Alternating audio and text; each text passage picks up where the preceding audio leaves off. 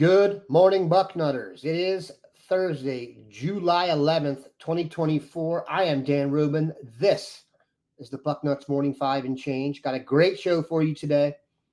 Our dynamic duo, the Dean, Bill Kurlick, and the Grand Poobah, Mark Porter, will be here to talk all things recruiting. Got a very waterfowl vibe to today. You can predict what that's going to be about. But first, are you going to be on the road? Are you going to go watch the Buckeyes play Oregon this year? I'm hoping to do that. I'm trying to get a spot on Bucknuts 1 with Mr. Bucknuts. He's yet to respond, which makes me think I've been pushed out. But if I do travel, I know what I'm bringing, and that is my simplified travel Mando's 4-in-1 acidified cleansing bar. This thing is incredible. 5-ounce bar that does the work of shampoo, face wash, body wash, and deodorant. You can create a rich shaving lather. So technically it's a 5-in-1. Clinically proven to control odor for 24 hours with a gentle alpha hydroxy acid that stops odor at the source. And who knows what that means. And you can get it in 3 cologne quality scents. Mount Fuji, fresh and woodsy, bourbon leather, sweet and sophisticated, just like Pat Murphy. And Pro Sport, clean and citrusy. It's the one thing you take, you pack it in your dock kit, you're good to go. You don't have to worry about anything else. It is tremendous. And it's a starter pack we've got for you. It's perfect for new customers. Comes with a solid stick deodorant, cream tube deodorant, 2 free products of your choice. You can get mini wash, body wash, deodorant wipes, and you get free shipping. Luckily, I have a discount code to help you get hooked on my favorite smelling whole body deodorant on the market. New customers, listen up. You get $5 off a starter pack with our exclusive code. So that means you're really going to get 40% off your starter pack. Use code Bucknuts at shopmando.com, shopmando.com. All right, 2 fine-smelling gents here. The Dean, Bill Kurlick, and the Grand Poobah, Mark Porter.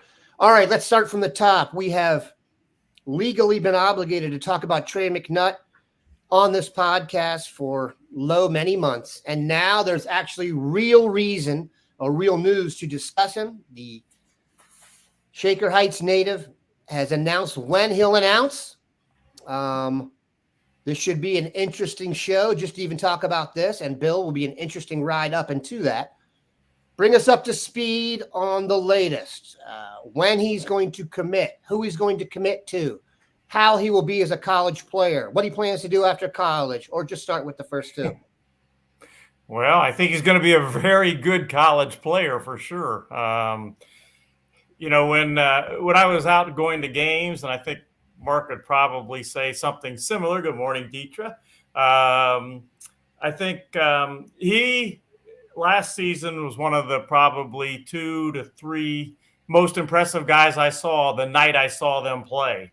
He did everything. He played safety. He played corner.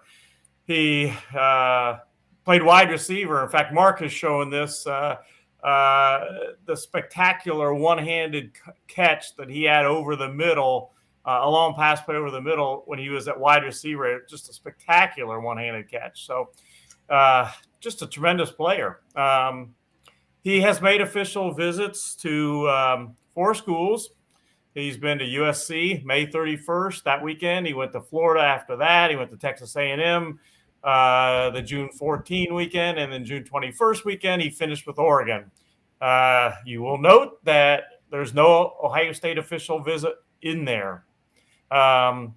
But Ohio State is one of his 5 finalists that he put out when he said he was going to announce on July 19th. So is he going to pick Ohio State? I obviously would be shocked if he did that, having not made an official visit there.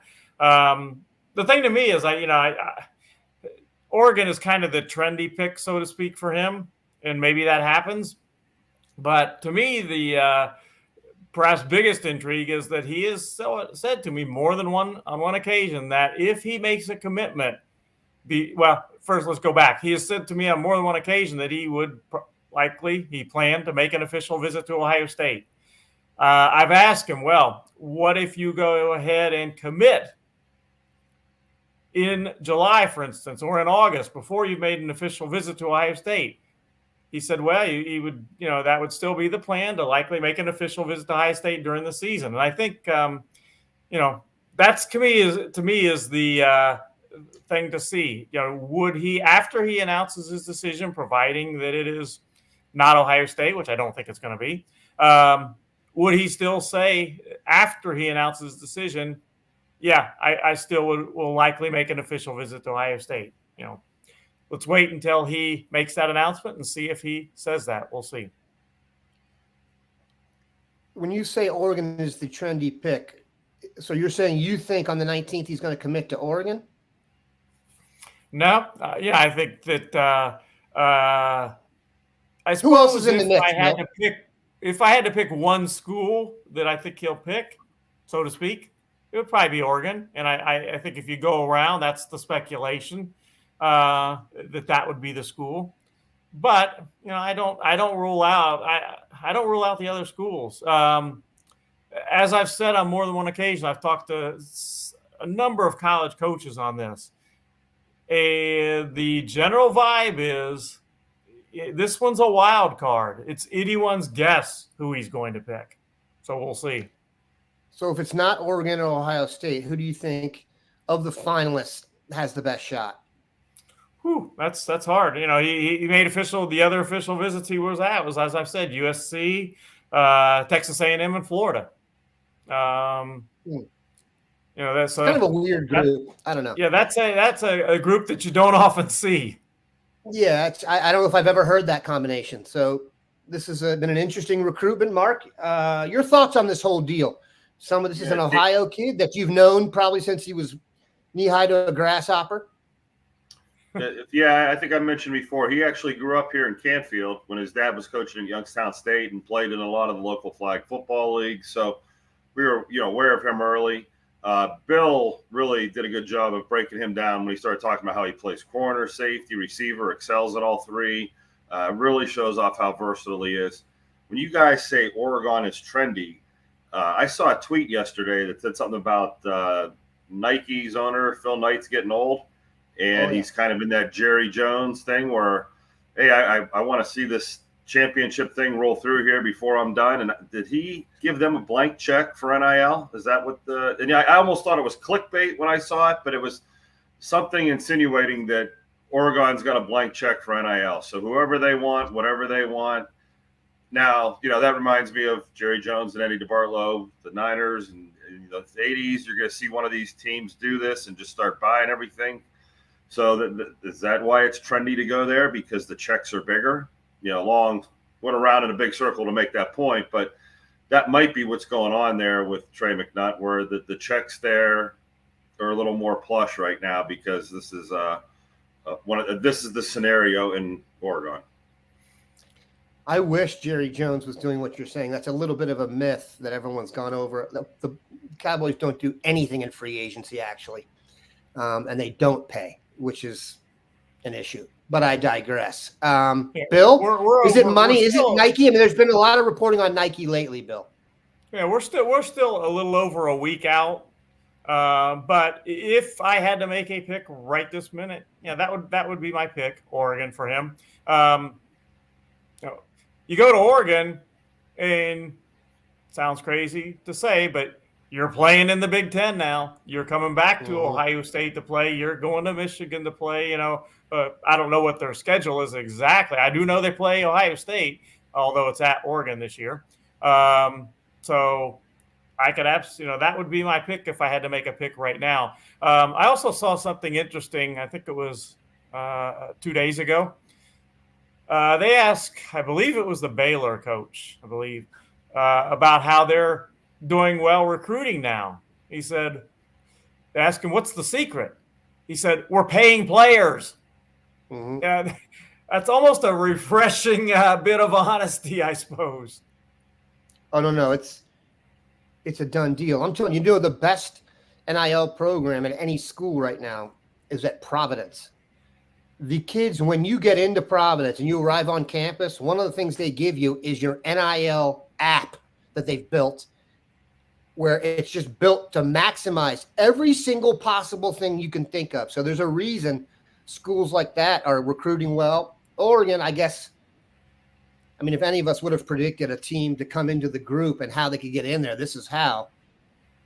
They have a, I mean, let's just be honest. DeCorian Moore, Dorian Brew, Trey McNutt, those are guys Ohio State wanted. These are legit players. Let's move on to another Ohioan who's been discussed, possibly going to where Eugene, Oregon. By the way, I've never been to Eugene, Oregon. I don't know if you guys have been there. It doesn't strike me as the most beautiful place in the world, although I will bet this.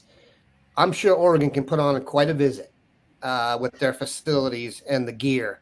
I mean, Oregon has been known as the gear school from the very beginning. That's how they used to get guys with those shiny helmets. Will Conroy, Bill, will he go for the shiny helmet or will he go for the beautiful Buckeye helmet of Ohio State? Well, I think it's one of the two, at least as things stand now. He did tell me his top 6 the other day, but the two schools, and I've been on this for kind of, I guess, mentioning this for quite a while now. The two schools that he has consistently mentioned to me all along have been Ohio State and Oregon. He's been to Ohio State, I believe, 5 times. Will has been to Oregon twice. He hasn't been to any other school more than once. And as the old saying goes in recruiting, follow the visits. You know, that's where he's going. His 2 of his most recent visits are both to Oregon, and he did have those 2 visits were very good. He liked them a lot. I think if he decides soon, I would probably go with Oregon as the pick. If he waits it out, we'll see what happens. He doesn't know right now. He's kind of, as he put it to me, he's thinking about it, praying on it, and trying to decide, should he go ahead and decide before the season or wait and go into the season with his decision? And that right now, he does not know for sure, at least as of 2 days ago when I talked to him again.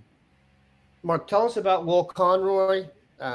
When you've seen him play, where he fits best, how you project him, etc. Marcus, I am pulling up his huddle video right now for it. Yeah, I was going to give you a shot of that while we're talking about him and do him some justice. Obviously, an inside player. Only had an injury-plagued season last year. Played a few games, came back. I didn't get to see him the night I saw St. Ignatius play. Here we go. Will Conroy. We'll watch his later in the year highlights. So if you pull that up there, Dan. He gets it done with, we'll say he's a finisher. He's a nasty player. As I'm watching this film, it's coming back to me. He plays a little bit of tackle, and he does a great job in pass protection.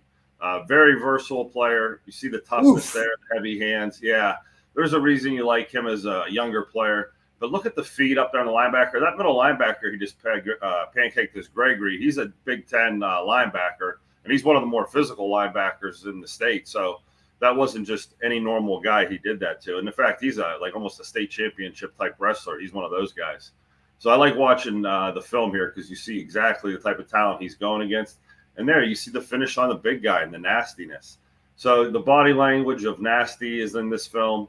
All along, we've kind of been pushing this kid as an inside center, and you can see why here. He's playing guard. I think Bill has him about 6'3". I think the last time I saw him, he was there. And then the feet there, you could see the explosion in those feet. They were moving really quick there on contact, and it does a good job getting up the linebackers. Like, he's a shorter version of Jake Cook, who we watched a few weeks ago, but he looks like he's a little more active with his feet. Right there, you see him really active with his feet getting up to that linebacker. So you kind of know what you're getting here. And I think that's film. Jake Cook, some pass protection. Mark, yeah, go ahead. Jake Cook or Will Conroy? Ooh, that's interesting. I think Jake Cook has grown on me to the point where you might have him just a notch ahead because he's bigger and longer. I mean, he's Jake much Cook bigger. He's a tackle, but he's going to make the move to the inside with a tackle body. And, Jake Cook's progression 2 years ago would have been Will Conroy. Let's put it this way. At the same point last year, it would have been Will Conroy, if they were both looking at sophomore tape. But on the junior tape, Jake Cook really I mean, that's why I think they spent so much time with him this summer, because he did make that jump. So that's a tough question. Is any of that, those either ors are tough. I love him. I will. Is any? Hold on a sec, Bill. Is any of it the fact that he was at Ignatius and the other dude was at a public school? Maybe wasn't as developed as quickly. How much would, or is it just physical? Yeah, both of those schools are top-notch developing programs. Okay. I mean, Coach Jackson at Westerville North, he's kind of got things rolling down there. It's turned into a little bit of a Glenville atmosphere. Or, Coach Stanley Jackson, by the way. Yeah, former Buckeye, former Ohio State quarterback. I mean, let's make so sure he's really got it rolling down there. When people say if he was playing at Conotton Valley, like a Division VII school or something, and what happens at a smaller program is the off-season weight program probably is not as intense and robust as it would be at Ignatius or St. Ed's or Westerville North or something like that. So I don't think there is a difference with the school. And I think those schools both play top competition. The other knock on smaller schools is you're not playing top competition, which both of them are. So I think that's a fair fight with the schools there. And I'll quickly say that Ohio State has recruited Jake Cook as a center. He will play, at least initially, he will be a center at Ohio State. Conroy, they are recruiting as a guard. So, there's certainly room for both of them, and they're different classes. But Conroy is a guard, Jake Cook as a center. That's a big center. Yeah. Yeah. And I wouldn't be surprised. Josh Myers, maybe. Yeah. Yeah. I wouldn't be surprised if Conroy could play center. He moves like an inside guy, like a center. I mean, those feet are very impressive. Getting up to the next level is what centers do. That's why when I broke down Jake Cook, I put so many plays of him getting up to the linebacker, kind of duplicating what a center would be doing. If you're uncovered as a center, you're usually running up, taking an angle on a linebacker. Matt, come on, dude. We just talked about Conroy, bro. All right, let me read this ad here, and then we will hit all your questions. If you have questions for Bill or for Mark, now is the time to ask them. We will run through them. We've already hit some of the low-hanging fruit. I know the Ducks have been on everyone's mind, but we will get to it. All right, check this shirt out, guys. Before the show, these guys were asking me where I got my shirt and stuff, and the answer, Chubby's. Free gear. I'm not going to lie. It's my favorite kind of gear. This is a lifestyle apparel brand that has no equivalent in all of human history. Chubby's has crafted the most comfortable clothing with the most unique designs ever, and it's near impossible to wear them without being filled with a sense that life truly is a beautiful, awe-inspiring mystery with no fixed destination. So why not look good and feel good along the journey? These people can write them some copy. But no, seriously, Chubby's offers a huge variety of high-quality men's apparel, from super stretchy shorts and swim trunks in 3 inseam lengths to pants, polos, and button-down shirts when you need to hit up your fave weekend brunch spot. When others see you sporting Chubby's in the wild, they are bound to say, oh, wow, that person is wearing Chubby's. I now immediately respect them and think they're cool. For a limited time, Chubby's is giving our listeners 20% off your order with our exclusive code. Use code Bucknuts at chubbysshorts.com. That's right. Our friends at Chubby's are giving our listeners 20% off with the promo code Bucknuts at checkout, chubbysshorts.com. Support our show and tell them we sent you. Don't just blend in with the crowd. Stand out with Chubby's. And I'll say this. This is a super comfortable Magnum PI looking shirt. Dave got one too. We're going to go out and not talk to any females. Let's get to the questions. I have. There's a lot of commentary on McNutt. You got one you want to hit, Mark? What? Yeah, there's a question about Guthrie, and we could maybe pop his video in and why have we not offered yet? We could get into that. We can do that. Let me know who Guthrie is. First name, school, position, and the whole deal. Yeah, Adam Guthrie from Miami Trace, which is south of Columbus down there. Big offensive Easter territory. Where he was from. There you go. And he's been hold it against him, Bill. Go ahead, Marcus. Yeah, when people talk about Maxwell Riley and Sam Greer and Will Conroy, a lot of them are also putting in that bucket Guthrie, and we have his video queued up here. And he's a really big, long offensive tackle. You know, he's got the body that I think everybody gets intrigued by, and we'll see here on the there he is. Obviously, you can tell by his size there. I think when you watch his film there, like he's a little bit high. There wasn't as much pop. Yeah, he's finishing, but we've watched some linemen in the past couple of days that when I like watching a lot of guys back to back because you could see these subtle differences that, you know, sometimes the fans don't pop all these tapes in back again. Again, he's a little bit high there. Yeah, he finishes, but there might be a developmental aspect to him where he probably needs a camp. Let's see if this kid is progressing. Let's see if he's doing anything different. The down blocks aren't the hardest blocks. And I'm not being, you know, critical of this player. I'm just saying in the Ohio State world, in the offensive line, when we watch Conroy was annihilating kids. There's your first explosive block off the line where he got guys wrong. But that player didn't look necessarily like he was your 280-pound defensive tackle. So you see Guthrie is definitely a player we should be talking about. There's definitely something that in the weight room that's going to happen from this film to his junior film that we may turn it on and say, there's the pop, there's the extra feet, and then here comes the offer. So I think that's the bucket he's in right now that, yeah, there's something here. There's a lot to like, but compared to the elite national offensive linemen, I think we could all see the film difference it looks like those other films are speeded up. You know, it's almost like, wow, that was really – so give this sophomore a chance to get in the weight room and become a junior. And I think, you know, there's a reason we're talking about him, the reason the fans, you know, and at camps this summer, he may be looking better already. What's funny is we watched on Tuesday, we watched David Sanders' tape, and then we watched Taylor Decker's tape, and I was like, I don't think I want to offer Taylor Decker. It turns out everything worked out. I can't get over the David Sanders tape still. And the Decker tape was great. It just was all north. He didn't move at all. He was crushing dudes. The David Sanders tape, I don't even really know what to say about that. You know, Dan, there's a question there that leads into a guy I think we need to talk about. Somebody asked next commitment. Who's the next commitment? A very common, popular question. To answer that, I want to go by, well, who is announcing next for Ohio State related guys? And there's 3 of them coming up in the next approximately a week.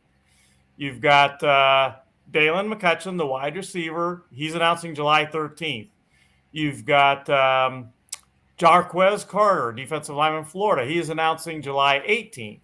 And then you've got Trey McNutt, as we've talked about a lot, announcing July 19th. So of those 3 players, which one do I think is most likely to go Ohio State's way? And I would go with Jarquez Carter as things stand right now.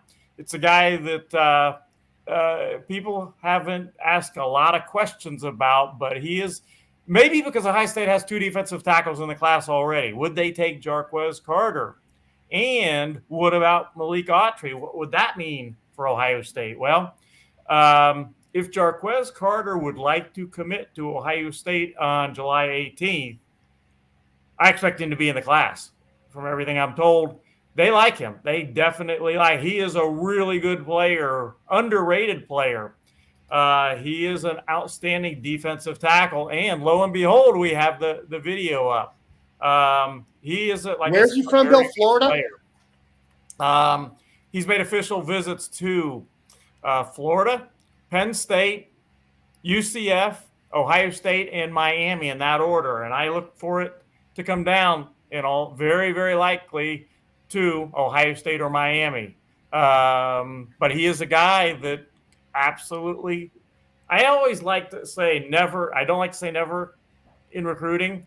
So somebody could pop up and all of a sudden make a decision today, tomorrow, or the next day. But as far as the announcements go, I think he is a strong candidate, very much a candidate to be the next Ohio State commitment. Mark, it's your first time seeing him. What do you think? Holy get off, Batman. Jeez, oh, man. This kid comes out of the blocks like he's running the 100. Boy, I mean, I love he's so low to the ground. Yeah, I mean, and physical, and you could just see the violence in his body language. And, I mean, he is active and quick and explosive, everything you'd want out of it. This might be a steal. I mean, this looks like a little baby Warren Sapp. You know, like he looks like he's not as big as Warren Sapp is, but that same explosive, nasty, just take everything on. I mean, he's taking on blocks like with his chest, like he's some sort of caveman running through him. But very impressive with the first step in the get off. I mean, every play it's consistent. He's either penetrating and blowing in the backfield or just running through a guard. Yeah, this is an exciting player to me. I'm surprised we haven't been talking about him a little more. And if you talk to Jarquez Carter, which I do, he made that official visit to Ohio State. It was a midweek visit, as if everybody remembers. It was a July 18th, 19th visit where he came in, and Gibson also came in, who is now committed to Georgia.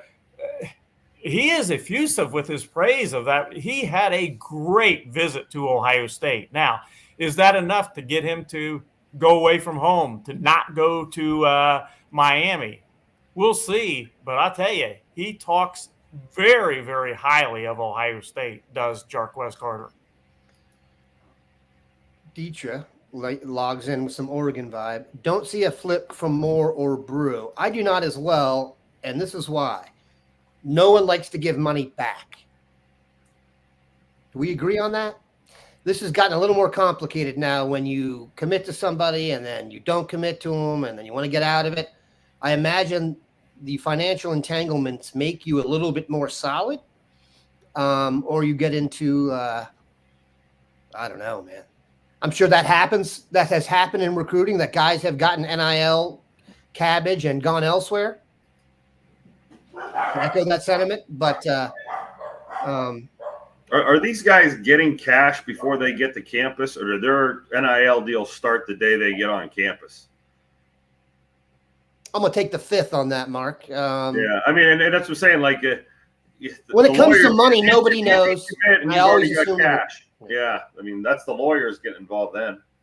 The agents / parents / AAU coach / guy in the neighborhood / people. The uncle. The uncle is usually the guy. But I heard an NBA player whose son is a big time prospect say, guys are going out and bankrolling like 6 or 7 prospects, and then one will hit, and that's how they get paid. So don't do it. There was a question there, Dan. I just saw who's more likely to flip. Don't want to lose either one of them. It said Chris Henry Jr. or Zaire Mathis. To me, that's an easy one.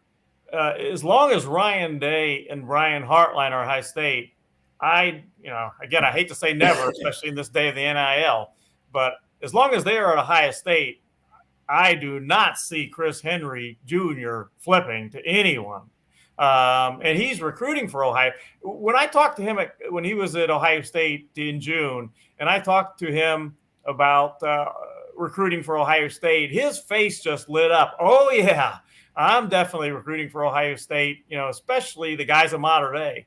Now, Zaire Mathis, on the other hand, he made an official visit to Penn State at the end of June. And he's got at least 3 former teammates, maybe 4, at Penn State right now. And I'm not predicting Zaire Mathis flips, but of those 2, absolutely, I would say Zaire Mathis would be the more likely to flip than Chris Henry Jr. I tell you what, if this was basketball recruiting, we'd have a much easier time discerning who Oregon was going after because it's a shoe war. I don't get that sense in football. It's a money war, which is more equal opportunity. All right, a lot of these kids, this is from Dietra, and we're focusing on her today because this is inside information and knowledge of the process that you cannot get anywhere else. A lot of these kids don't understand the development part. They all believe they can go in and play right away. A lot of our kids are going to get a rude awakening. I could not agree with this more. The kids that are uberly focused on NIL is the beginning of your college career. I don't care what anyone tells me. You cannot make as much money in NIL as you can playing 12 years in the NFL as a really good player. You just can't. And this just in, if you are a good player at Ohio State, You have more advantages as an adult than you will ever possibly believe. Okay. So I think a lot of this is people taking advantage of short-term goals and financial internet commitment hullabaloo. The kids that make the long-term calls and are going for development are going to be better players. That's not even really an arguable point. Go ahead, Marcus. There's a TikTok with Nick Saban, and it's a brief thing about him saying, no NFL scouts come into my building and say, what did he do as a freshman? You know, right. Because we're developing players, and it's by their junior year they get on the field. But so many kids and their egos think that they have to play as a freshman, or it means they're not good, or it means they're not living up to their 5-star. So they come in thinking, oh, I better be playing earlier. I'm not good enough. And it's really a paradox where no program should need a freshman. You're not a finished product yet. And I'd like that Dietrich understands that. I wish more players understood it at youth levels, high school levels. At the college level, it's still development. You just can't come out of high school thinking you're going to be able to play with grown-ass men who have been lifting weights for 4 years. It's just an unrealistic goal. So, and I've covered a lot of basketball as well, and this really has, what we're going through in football now has really been prevalent in basketball for a long, long time. And I always thought that football would be okay because there's like a Darwinistic aspect to it. It's like, you think you're better? You think you can play at a higher level? Go out there. You're coming back in a body bag. You know what I'm saying? It takes care of itself. Once you get to this level now, though, with the money, also keep this in mind. This is the beginning. And if we're panning back and writing a history book, this is the beginning of the NIL era. So there's stuff going on now that maybe won't go on as we get further on in the process. When people start to see like the Texas A&M example and all these kids and then not panning out, I still think we're going to come back to the NFL draft, man, for these big time guys. Like, can you get me drafted? Once the money flattens out and everybody's doing NIL, it's going to go back to who can get me drafted and who can develop me. And the kids who realize that now obviously will be ahead of the game. All right, I'm talking too much. Let's get to some more questions.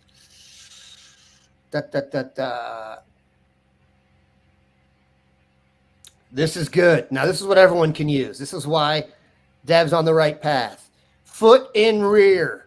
No lies. Tell the truth. That helps. You can tell kids that have been told the truth and kids that have been candy butt, whatever you want to call it. I don't know. What do you guys call it up there, Mark, in Youngstown?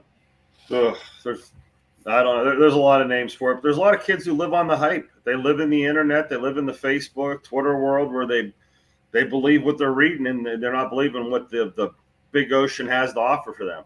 Big fish in a small pond.